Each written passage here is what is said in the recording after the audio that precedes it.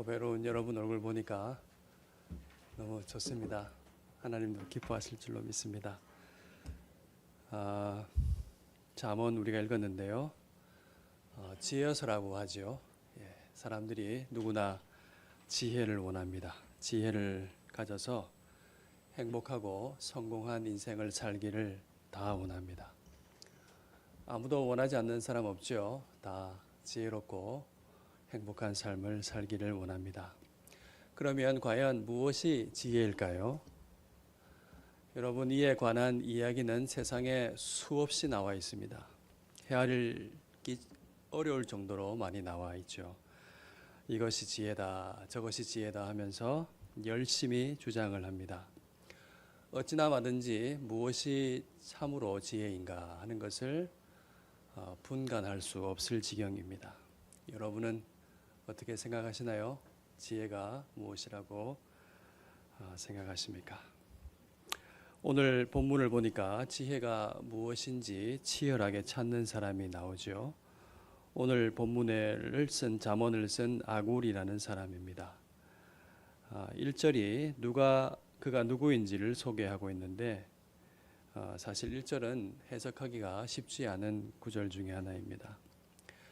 복잡한 논의가 많을 수 있는데 그것은 다 생략하고 결론이고요. 두 번째는 그 이디엘과 우갈이 누군가 무엇을 의미하는가죠. 이디엘과 우갈에 대한 해석이 갈린다는 것입니다. 이 이디엘과 우갈을 사람의 이름으로 해석하면 해석할 수도 있고 또 여기 그 이름에 이디엘과 우갈이라는 그 말의 의미를 풀어서도 해석을 할 수가 있습니다. 우리 성경에는 이를 사람으로 보아서 이름으로 보아서 아굴이 이디엘과 우갈에게 말한 것으로 그렇게 번역이 되어 있습니다. 하지만 다른 여러 성경에서는 의미로 풀어가지고 번역했습니다. 의미로 풀자면은 이렇습니다. 참 신기하기도 한데요. 나는 피곤합니다. 오 하나님, 나는 지쳤습니다. 오 하나님, 내가 어떻게 이길 수 있겠습니까? 이렇게 번역이 됩니다. 그래서 1절과 2절을 이어서 한번 읽어보면 참 말이 되는데요. 마사 사람 야게의 아들 아굴이 한 말이라 나는 피곤합니다. 오 하나님, 나는 지쳤습니다. 오 하나님, 내가 어찌 이길 수 있겠습니까? 2절이죠. 나는 다른 사람에게 비하면 짐승입니다. 내게는 사람의 총명이 있지 않습니다. 그렇게 고백하는 말이 됩니다. 아굴은 참으로 지혜가 무엇인지 알기 위해서 그야말로 씨름했던 사람입니다. 그는 지혜를 얻고자 세상을 아주 면밀하게 관찰하고 집중적으로 연구했습니다. 그러나 성과가 별로 없었던 것 같아요. 그래서 결과적으로 2절과 같이 말을 하죠. 나는 다른 사람에게 비하면 짐승이라 내게는 사람의 총명이 있지 아니하리라. 이 같은 좌절감은 지혜가 무엇인지 알기를 정말로 열심히 열망하고 추구했던 사람 그 마음에 비례하겠죠. 지혜가 무엇인지 도무지 모르겠고 손에 잡히지 않는다는 것입니다. 그 답답한 마음은 급기야 3절과 같은 결론으로 이어지죠. 뭐라고 하나요? 나는 지혜를 배우지 못하였고 또 거룩하신 자를 아는 지식이 없다. 그렇게 이야기합니다. 그 답답한 마음 또 4절에 또 나와 있습니다. 아무리 알려고 해도 몸부림쳐도 결코 알 수 없는 그 답답함이죠. 알지 못해서 지쳐 쓰러질 지경입니다. 나는 피곤합니다. 나는 지쳤습니다. 주님이 나를 압도하십니다. 그런 고백이었죠. 그는 하늘에 올라갔다가 내려온 자가 누구인지, 바람을 그 장중에 모은 자가 누구인지, 물을 옷에 싼 자가 누구인지, 땅의 모든 끝을 정한 자가 누구인지, 그의 이름이 무엇인지, 그의 아들의 이름이 무엇인지 그렇게 도저히 알 수가 없습니다. 여러분 생각해 보면은 우리가 아는 것보다 모르는 것이 압도적으로 많습니다. 그렇죠. 다 안다고 하는 사람은 사실 정말로 그렇습니다. 아는 것이 없는 사람입니다. 모르는 자신을 모르고 있기 때문이죠. 이것이 인간의 지혜의 한계입니다. 아굴은 막다른 골목에 다다라서 마지막으로 질문합니다. 그 질문이 4절의 맨 마지막 끝에 나와 있죠. 너는 아느냐? 그렇게 묻고 있습니다. 여러분, 이것은 우리에게 하는 질문이기도 하죠. 여러분 어떻습니까? 여러분은 아시나요? 이 막다른 골목은 우리가 언젠가는 꼭 한 번은 다다라야 할 골목입니다. 여러분, 지혜는 무엇일까요? 아이러니하게도 우리는 이 참된 지혜자의 모습을 아굴에게서 봅니다. 몰라서 답답해 미칠 지경인 사람에게서 지혜자가 누굴까 하는 것을 흘끗 보는 거예요. 지혜로운 사람은 어떤 사람입니까? 지혜로운 사람은 다 아는 사람이 아닙니다. 지혜로운 자는 자신이 다 알지 못함을 깨닫는 사람입니다. 그것을 인정하는 사람입니다. 모든 것을 다 아시는 창조주 하나님 앞에서 모르고 있는 자기 자신을 인식하는 사람입니다. 지혜는 하나님을 인정하고 그 앞에 엎드려 경배할 때 얻어지는 것입니다. 한마디로 말하면 하나님을 아는 것이 지혜라고 할 수 있습니다. 하나님께서 하시는 말씀을 듣는 것이 지혜입니다. 여러분, 이 하나님의 말씀을 꼭 기억하고 여러분의 삶의 지표로 삼으시기를 바랍니다. 잠언 1장 7절에서 9절 말씀입니다. 우리가 청년의 기백으로 한번 다 같이 읽어볼까요? 시작. 여호와를 경외하는 것이 지식의 근본이거늘 미련한 자는 지혜와 훈계를 멸시하느니라.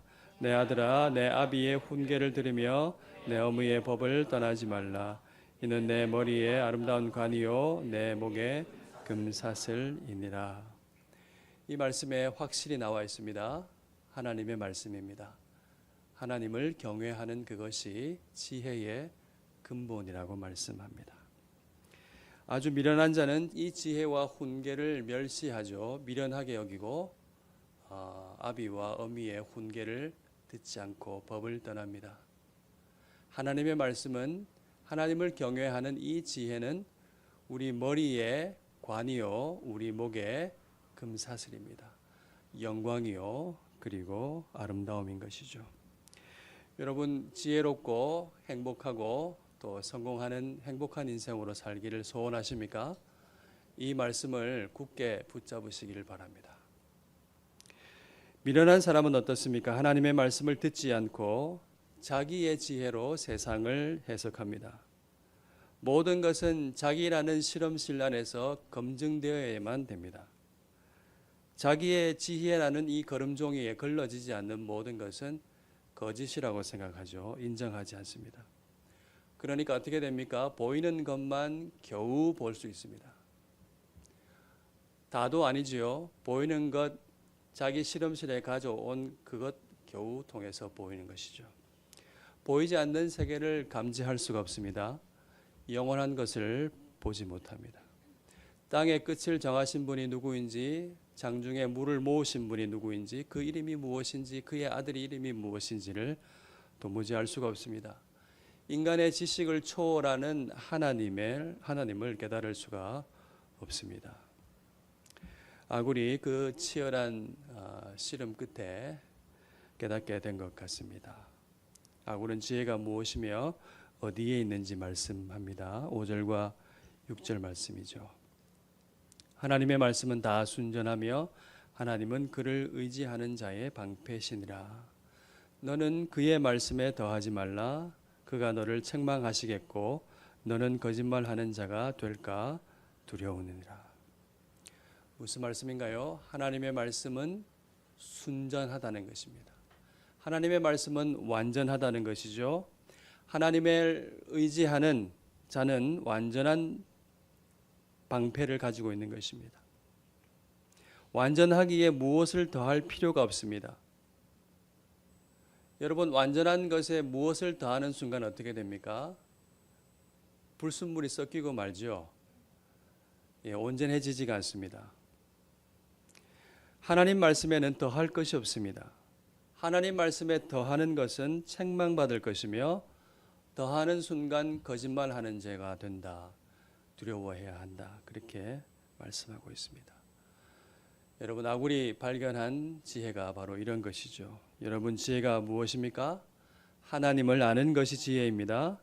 지혜의 원천이신 그 하나님은 우리에게 말씀해 주셨습니다. 하나님의 말씀이 지혜인 것입니다. 그리고 우리 예수님은 그 말씀이 육신이 되어서 인간 가운데 거하셨죠. 오셨습니다. 우리는 예수님을 통해서 사람이 참으로 지혜롭게 사는 것이 무엇인지, 행복자가 누구인지를 배울 수가 있습니다. 성령은 우리 가운데 내주하시면서 참으로 행복한 길로 걸어가는 길을, 빛을 비추시고 우리를 그 길로 인도해 주십니다.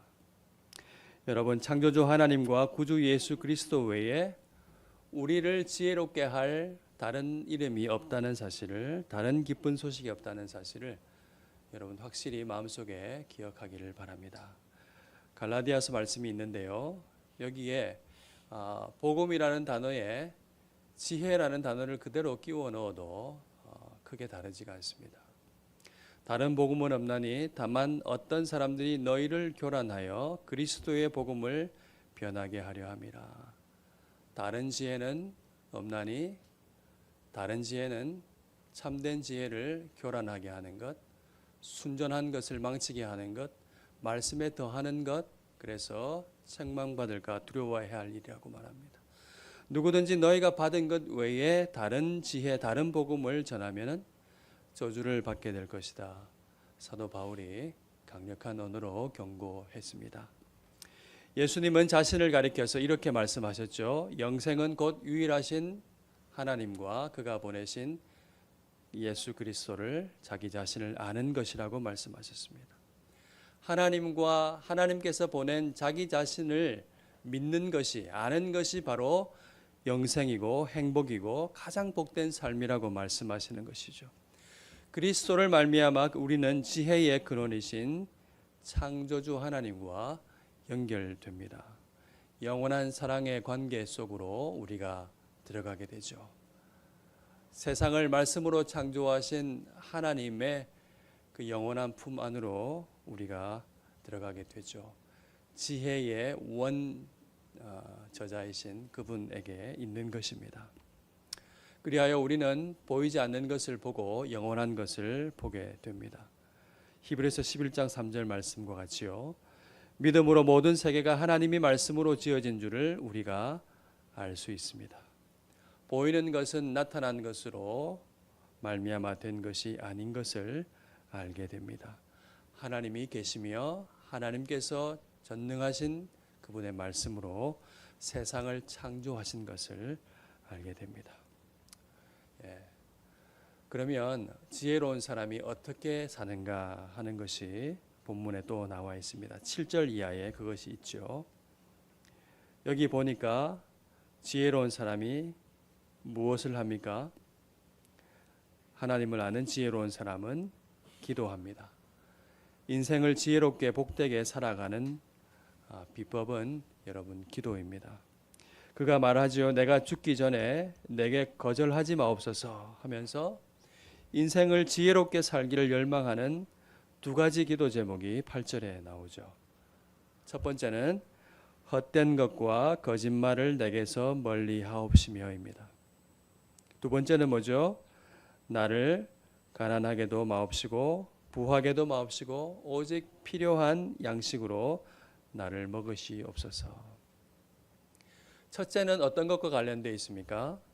참된 것을 줄 수 없는 헛된 것, 헛된 우상, 그리고 거짓말과 관련되어 있죠. 그것을 떠나게 해달라는 것입니다. 거짓 지혜에 속아 넘어가지 않도록 해달라는 그런 기도입니다. 두 번째 기도의 핵심은 하나님에 대한 충성을 가리키는 거죠. 배가 부르면 하나님을 부인할 수 있고 가난하게 되면은 내가 부족하여서 도둑질하려는 유혹이 생겨서 하나님을 욕되게 할 수 있으니까 오직 필요한 양식으로 나를 먹여주십시오 하는 소원인 것입니다. 여러분, 이 두 가지는요, 서로 잘 연결되어 있습니다. 뭔가요? 이 세상에서 가장 큰 영향력을 발휘하는, 유혹하는 것, 바로 돈입니다. 뭐니 해도 뭐라고 하죠? 머니가 최고다 하면서 행복이 머니에 달렸다, 좌우한다는 거짓말입니다. 너무나 강력하기 때문에 예수님도 말씀하셨죠. 성경이 이렇게 증언합니다. 한 사람이 두 주인을 섬길 수 없다고 말씀합니다. 너희가 하나님과 재물을 겸하여 섬길 수 없느니라, 그렇게 말씀하죠. 여기 잘 보시면은 돈이 하나님과 비견될 정도입니다. 돈은 옛날이나 지금이나 가장 강력한 우상으로 군림합니다. 그 마력이 얼마나 큰지 하나님을 대체하고 그 사람이 주인이 될 정도인 것이죠. 하나님과 교제하는 지혜로운 사람은 돈이 행복을 가져다 줄 거라는 헛된 거짓말을 분별합니다. 그리고 그것에 넘어가지 않도록 기도합니다. 거짓 지혜를 멀리합니다. 참 주인을 섬기며 필요한 양식을 먹으며 기쁨을 누리는 것입니다. 이것이 지혜로운 삶임을 기억하시기를 바랍니다. 또한 10절에서 14절 말씀에 지혜로운 사람의 다른 모습이 나오죠. 여기 말씀을 보면, 성경을 한번 보시면은 이 같은 무리가 있느니라 하면서 무리라는 단어가 계속 반복되고 있습니다. 이 무리라는 단어는 세대를 뜻하는 단어이지요. 그러니까 지혜로운 사람, 그 사람은 이 세상을, 세대를 둘러보는 시각을 가지고 있습니다. 지혜자는 이 세대를, 세상을 분별하면서 세상의 네 가지 모습을 발견하지요. 네 가지 모습의 공통점은 교만이라고 할 수 있습니다. 11절을 보니까 윗사람을 어떻게 대하는지, 그죠? 12절과 13절은 자기 자신을 어떻게 생각하는지, 그리고 14절은 일반 세상과 아랫사람에 대해서 어떤 자세를 가지고 있는지, 그 교만함을 우리에게 보여줍니다. 10절 한번 보실까요? 종은 그의 상전에게 비방하죠. 종을 그의 상전에게 비방하죠. 11절에는 아비와 어미를 축복하지 않습니다. 배응망덕합니다. 위로. 12절과 13절에는 자기 자신이죠. 한껏 높아져서 교만한 세대가 있죠. 스스로 깨끗한 자로 여깁니다. 자기의 더러운 것을 씻지 않습니다. 눈이 심히 높으며 눈꺼풀이 높이 들려 있습니다. 그리고 14절 말씀을 보시면은 아랫사람을 대하는 세대의 모습이 나옵니다. 아랫사람에게 이빨을 들이대는 거죠. 왜요? 씹어 삼키려고 하는 겁니다. 그래서 앞니는 뭐 같다고 합니까? 장검 같다. 어금니는 군도 같다. 날카롭고 긴 칼과 같이 이빨을 드러내면서 언제라도 그들을 궁핍한 사람을 씹어 삼키려고 하는 모습이죠. 여러분, 세상의 모습이 어떻습니까? 아굴이 발견한 이 세대의 무리가 어떻습니까? 참으로 자기 중심주의가 되어 있습니다. 위로나 옆으로나 아래로나 다 관계가 틀어져 있습니다. 교만한 자기가 중심이 되어서, 모든 것이 중심이 되어서 자기의 방식대로, 자기의 생각대로 사람들을 대합니다. 자기가 지혜가 되어서 온 세상이 고통으로 신음하고 있는 장면을 우리가 성경을 통해서 발견할 수 있습니다. 지혜의 근본이신 하나님께 연결되지 않아서 세상이 고통으로 탄식하고 있는 장면이죠. 사랑하는 청년 여러분, 우리가 이런 세상에서 보배로운 하나님의 백성으로 부름받았습니다. 지혜 있는 사람으로 우리를 부르셨습니다. 고린도전서 1장 24절 말씀이죠. 같이 한번 읽어볼까요? 오직 부르심을 받은 자들에게는 유대인이나 헬라인이나 그리스도인은 하나님의 지혜니라. 우리가 이 하나님의 지혜이신 그리스도를 믿고 알게 되었습니다. 예수 그리스도라는 삶의 지혜를 배우게 하셨습니다. 구원의 삶을 하나님께서 살게 하셨습니다. 지혜를 알고 지혜를 삶의 중심에 두고 살 수 있도록 우리를 인도하셨습니다. 고린도전서 1장 30절 말씀입니다. 우리는 하나님으로부터 나서 그리스도 예수 안에 있고 예수는 하나님으로부터 나와서 우리에게 지혜와 의로움과 거룩함과 구원함이 되셨습니다. 여기 말씀을 한번 잘 보십시오. 우리가 어디로부터 왔습니까? 지혜의 근원이신 하나님으로부터 거듭났습니다. 그리고 어디에 있습니까? 지혜이신 그리스도 예수 안에 있습니다. 그 예수님은 하나님 아버지로부터 나와서 우리를 위해서 자기의 생명을 주셨죠. 그리고 우리에게 지혜가 되어주시고 우리의 의로움이 되어주시고 우리의 거룩함이 되어주시고 우리의 구원함이 되어주셨습니다. 우리 머리에 면류관이 되시고 우리 목에 걸린 영광, 아름다움, 금사슬이 되었습니다. 예수님은 우리의 지혜입니다. 여러분, 이 지혜이신 주님을 굳게 붙잡을 수 있기를 바랍니다. 자기 자신이 지혜가 되어버린 이 교만한 세대를 여러분 날카로운 눈으로 분별하시면서 그리고 고통받는 세상을 바라볼 수 있기를 바랍니다. 주님의 마음으로 이 세상을 바라볼 수 있기를 바랍니다. 이 세상 속에서 여러분은 지혜 있는 사람으로 부름을 받았습니다. 우리 안에 있는 지혜, 성령으로 깨닫게 하신 이 지혜, 예수의 생명을 가지고 참 지혜이신 사람을 사람답게 살게 하시는 하나님의 지혜이신 그리스도를 말과 삶으로 전하면서 참 지혜가 없어서 고통스러워하는 많은 사람에게 빛을 비추어주는 삶을 살 수 있기를 바랍니다. 여러분, 우리의 일상생활 속에서 매일 돌아오는 것이 있습니다. 청년부 시간마다 제가 얘기하는 거죠. 뭡니까? 우리의 거룩한 삶의 리듬이라고 했죠. 예배입니다. 예배는 뭘까요? 지혜의 원저자이신 근본이신 그 하나님께 연결되는 시간입니다. 우리가 앞서 찬양한 것처럼 하나님을 사랑하는 마음으로 경배하고 그의 이름을 높이며 그의 안에 거하는 기쁨을 누리면서 우리는 참으로 지혜가 뭔지, 행복하게 사는 길이 뭔지, 성공하는 인생이 뭔지를 배웁니다. 일주일에 한 번씩. 여러분, 수강료 내면 얼마나 내야 될까요? 감당할 수 없는 비용일 겁니다. 하나님께서 이것을 무료로 알려주십니다. 하나님께서 말씀하셨습니다. 지혜가 없다면 후히 꾸짖지 아니하고 후히 주시는 하나님께 구하라 하셨습니다. 여러분이 힘들고 어려울 때마다 더욱 하나님을 예배하는 그곳에 나아가서 하나님과 연결되시기를 바랍니다. 하나님 앞에 기도할 수 있기를 바랍니다. 형제들과 교회에서, 자매들과 교회에서 교제하면서 그렇게 삶을 나누고 기도하고 예배할 때 신비롭게 우리는 삶의 길을 교정받습니다. 바른 자세가 무엇인지를 배우게 됩니다. 그리스도를 닮은 성품이 자신도 모르게 배양되는 신비가 우리 가운데 있습니다.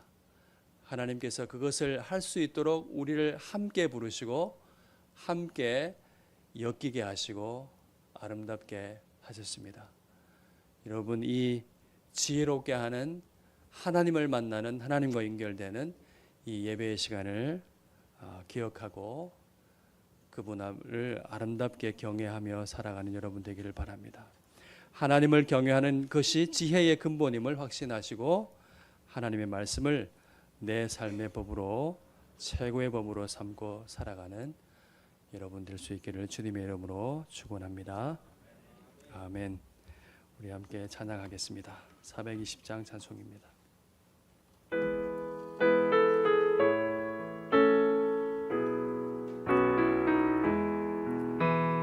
너 성결케 위해 늘 기도하며 너 주 안에